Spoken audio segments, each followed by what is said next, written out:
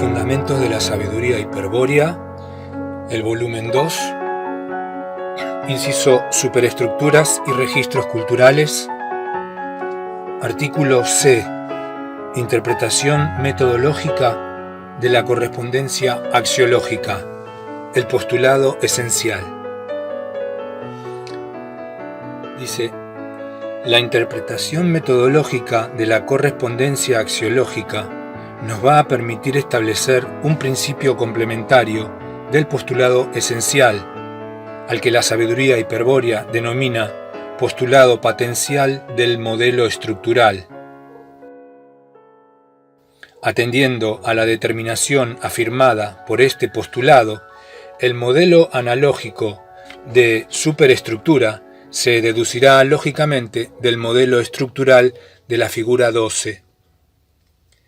Empero, la formulación inteligible del postulado patencial exige una explicación axiológica previa sobre la constitución de las estructuras reales. Comenzaremos esa explicación aclarando que, así como el acto por el cual el demiurgo causa la existencia de los entes se denomina creación, así también el acto por el cual el pasú causa la existencia de las superestructuras al poner sentido en los entes creados se denomina constitución. El pasú, en efecto, constituye las superestructuras al agregar un valor cultural a los entes externos designados y transformarlos en objetos culturales. El sentido puesto en los entes es, pues, un valor cultural, diferente en cada objeto cultural reconocido.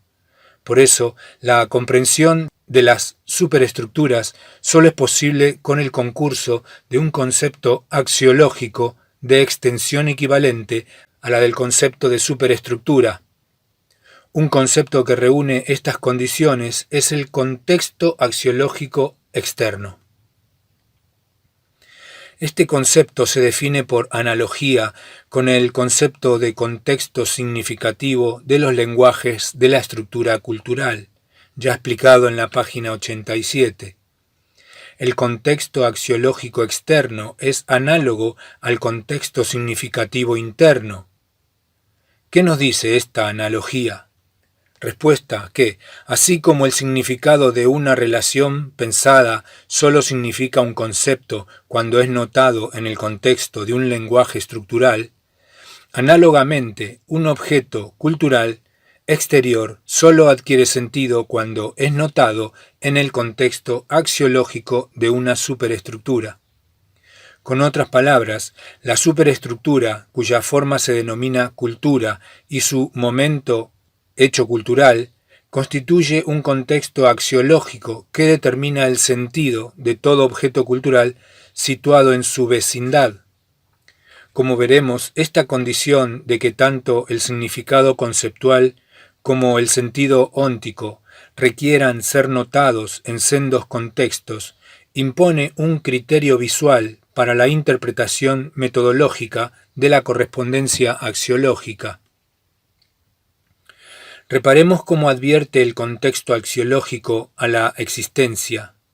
En un primer momento, solo existe el espacio físico en cuyo interior están distribuidos los entes individuales. Cada ente en su sitio dispone de un designio particular que lo individualiza y que está pronto a revelarse a la percepción del pasú como ser para el hombre. El primer movimiento del objetivo macrocósmico de la finalidad, figura 73, establece una correspondencia nociológica entre el ente exterior y la estructura cultural, mediante la cual el designio es esquematizado y contenido en una relación. A una esfera óntica corresponde un enlace cilíndrico de la estructura cultural. Evidentemente, el espacio físico y su población de entes es lo dado a la percepción del pasú, un mundo exterior existente a priori de toda intuición sensible. Lo dado, el espacio físico y los entes, es lo creado por el demiurgo. Con el segundo movimiento del objetivo macrocósmico de la finalidad, figura 73, el pasú establece una correspondencia axiológica entre la estructura cultural y los entes externos, a los que pone sentido y transforma en objetos culturales. Hay que tener siempre presente que al decir el pasú, nos estamos refiriendo en general a la comunidad pasú, puesto que la constitución de una cultura externa es una obra colectiva. Los entes externos se hallan a priori distribuidos en el espacio físico. El concepto significativo expresado por el pasú transforma a los entes en objetos culturales y al espacio físico en espacio cultural. Comentario 14. El espacio cultural resulta entonces poblado de objetos culturales que conservan la posición de la distribución óntica en el espacio físico. Es lógico que así ocurra porque los objetos culturales surgen como consecuencia del valor cultural particular puesto en cada uno de los entes externos. La población de objetos culturales constituye en el espacio cultural el contexto axiológico que confiere sentido a cada uno en particular. Evidentemente, el espacio cultural y su población de objetos culturales es lo puesto por la expresión del pasú, un mundo exterior existente a posteriori de la elaboración racional de lo dado a la intuición sensible. Lo puesto, el espacio cultural y los objetos culturales es lo constituido por el pasú. El espacio cultural abarca 3 regiones del macrocosmos, la región B, la región C y la región D, ver figura 39. De estas regiones, la más importante para el demiurgo es la D, a donde emerge el sentido de los entes valorizados por el pasú, es decir, donde existen y se manifiestan los objetos culturales como tales. La región D es la esfera de sentido del mundo, análoga a la región D del microcosmos o esfera de luz, vale decir, análoga a la región donde emergen las representaciones conscientes del pasú, las ideas fundadas en el significado conceptual. Recordemos que la esfera de sentido del mundo es la región de la estructura de la mente cósmica, donde se cumple la finalidad del pasú, es decir, a donde emerge el sentido del mundo. El sentido cultural puesto por el pasú en los entes, la finalidad del pasú, consiste en otorgar placer al demiurgo, el placer del creador que ve valorizada su obra por el descubrimiento posterior que la colma de sentido. Pero para el pasú la esfera de sentido del mundo es sólo espacio cultural, un espacio constituido por su expresión postora de sentido. ¿Cómo constituye la expresión el espacio cultural? Respuesta: mediante el movimiento corporal. El continuo movimiento exterior es a la expresión como la significación continua es al significado, o mejor, la expresión es un momento significativo del continuo movimiento exterior. Página 89. Según se demostró en el artículo Finalidad y suprafinalidad, página 87, los movimientos interiores a la esfera sensorial, entre los que se destaca el pensar y los movimientos exteriores, ocurren en planos continuos, paralelos y correlativos, es decir, analógicos. De aquí la correspondencia analógica del espacio cultural, donde tiene lugar la expresión postora de sentido, con la esfera de luz, donde tiene lugar el pensamiento consciente. Y como en el espacio cultural se constituye el contexto axiológico, el mismo presenta correspondencia analógica con el contexto significativo de un lenguaje de la estructura cultural. En particular, un objeto cultural situado en el contexto axiológico presenta correspondencia axiológica, con un significado conceptual notado en el contexto significativo de la estructura cultural. Tal correspondencia axiológica es la que aún debemos interpretar metodológicamente para representar el modelo de superestructura. Como en la página 90, debemos preguntar ahora, ¿qué expresa la expresión? no el concepto porque éste es una tajada de la relación, es decir, un aspecto del esquema del ente notado en el contexto significativo de un lenguaje. El concepto jamás abandona la estructura cultural, solo puede ser pensado. La respuesta que allí se ofreció es la proyección del signo. A la pregunta ¿qué expresa la expresión? Se responde el signo proyectado. Y a la pregunta ¿cómo pone la expresión el sentido en el ente? Se responde por la proyección del signo. Pero la proyección del signo es la culminación del segundo movimiento, el que establece una correspondencia axiológica entre el significado conceptual y el objeto cultural. Mediante el segundo movimiento, el pasú proyecta sobre el ente un signo que corresponde axiológicamente con un significado conceptual. En el comentario octavo se describen las partes de este movimiento, que ahora repetimos. El significado contenido en un concepto es proyectado hacia el mundo en dirección a un ente que se encuentra más allá de la esfera sensorial. La manifestación exterior del proyecto es la expresión de un signo. El signo expresado por un movimiento corporal es una señal puesta sobre el ente de referencia. Esta señal en el ente que señala el signo corresponde a lo significado por el designio demiúrgico del ente. Sobre el designio dado se pone ahora el signo.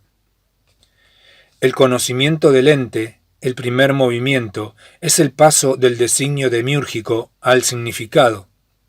Por eso el segundo movimiento, la proyección del significado de un signo sobre el ente, es el reconocimiento del ente. Solo al ser reconocido, al ser signado, el ente adquiere sentido. El designio demiúrgico es el ser para el hombre, el objeto de conocimiento. Solo el signo humano en el ente, el reconocimiento, le pone sentido, le hace existir para el hombre. Vale decir, lo transforma en objeto cultural. Por lo visto, todo objeto cultural existe por la proyección de un signo sobre un ente individual. Analicemos este hecho con más detalle. El ente individual revela su designio al pasú en el primer movimiento del objetivo macrocósmico de la finalidad, figura 73. El designio o esencia del ente es interpretado por la razón y esquematizado en una relación de la estructura cultural o verdad del ente. El signo proyectado sobre el ente en el segundo movimiento expresa un aspecto de esa verdad del ente, es decir, un significado conceptual. El valor cultural que transforma al ente individual en objeto cultural es el contenido que el signo deposita en el ente y le confiere sentido. Es evidente entonces que el ente individual y su designio obran como soporte de las propiedades culturales objetivas. Con otras palabras, un ente individual, su designio, es el soporte de las propiedades de un objeto cultural correspondiente. Esto quiere decir que, bajo las propiedades culturales del objeto, se encuentra el designio como sustrato esencial de las mismas.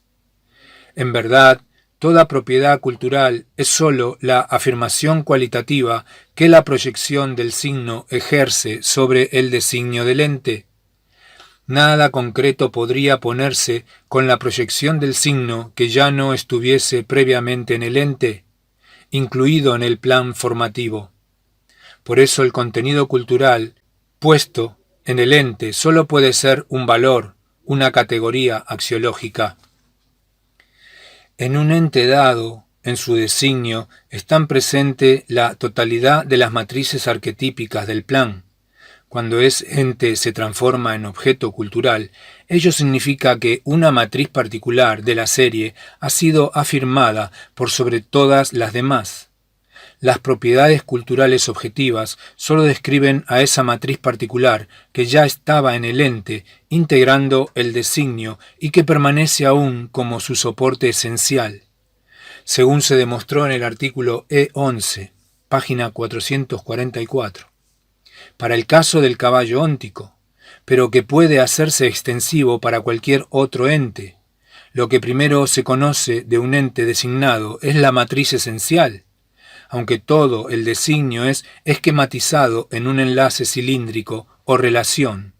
La correspondencia nociológica determina que la matriz esencial se codifique en un lenguaje habitual o idioma sociocultural como concepto habitual.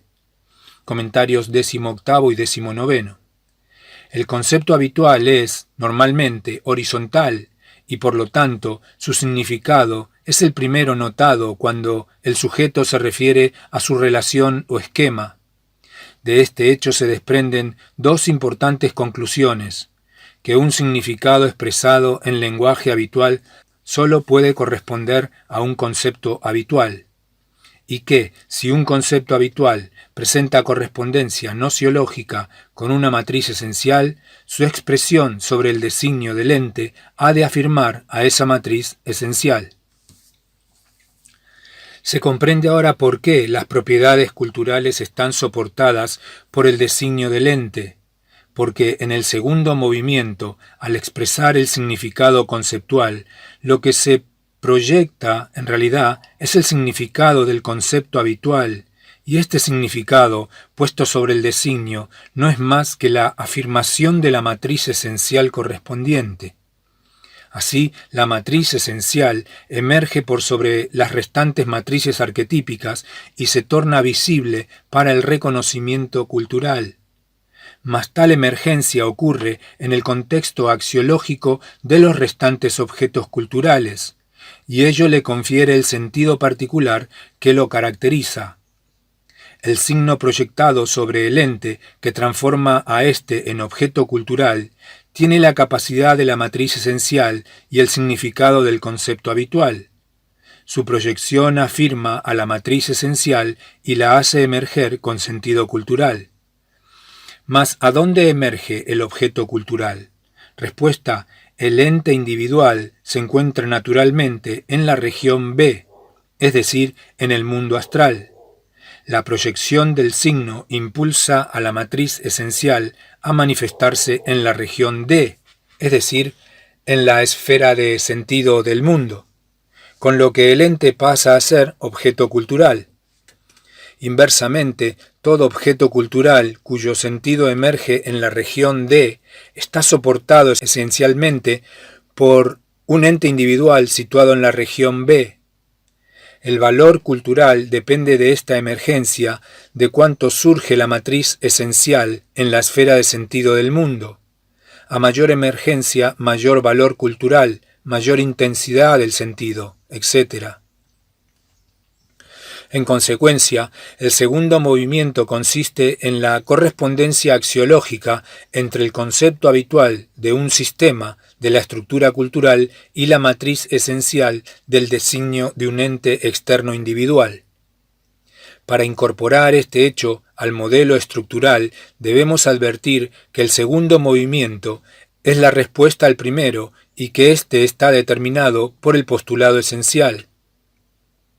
En la figura 46 se representó el postulado esencial, el cual establece que a una esfera óntica como modelo de designio del ente corresponde un enlace cilíndrico en la estructura cultural como modelo del esquema o verdad del ente.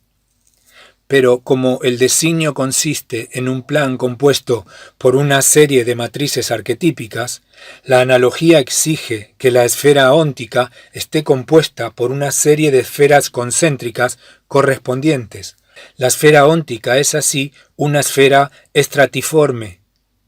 La percepción de esta esfera o designio del ente durante el primer movimiento produce un enlace cilíndrico integrado por un haz de planos axiales, cada uno de los cuales representa al significado conceptual de una matriz arquetípica.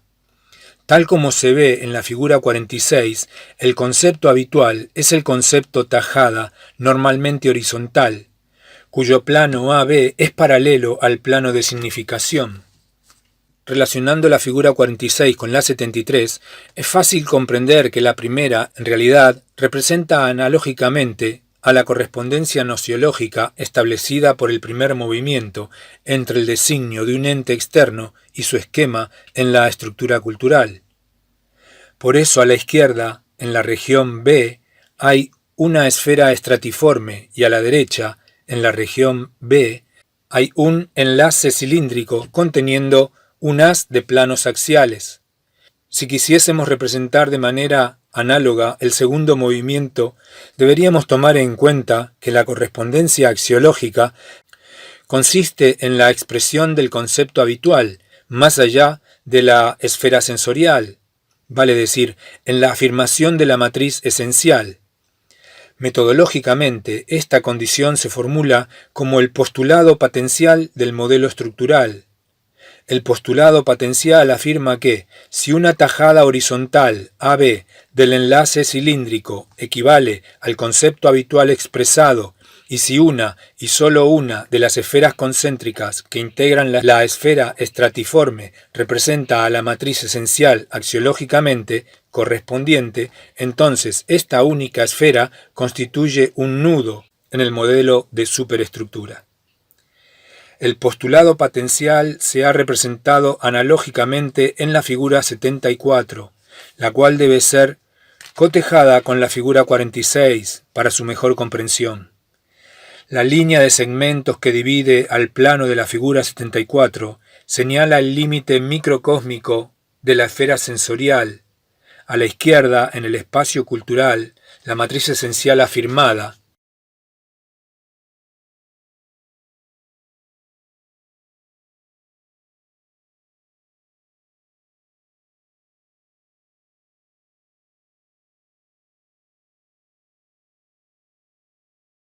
por la proyección del signo, emerge en la región D del macrocosmos.